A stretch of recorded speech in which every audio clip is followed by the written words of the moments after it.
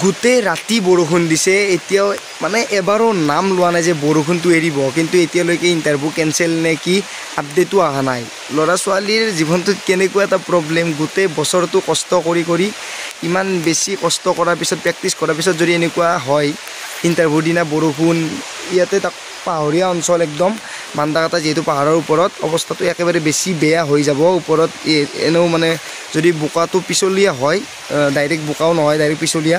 ল'ৰা ছোৱালীয়ে মানে ৰানিং কৰিবই প্ৰব্লেম হ'ব কি অৱস্থা হ'ব নাজানো আৰু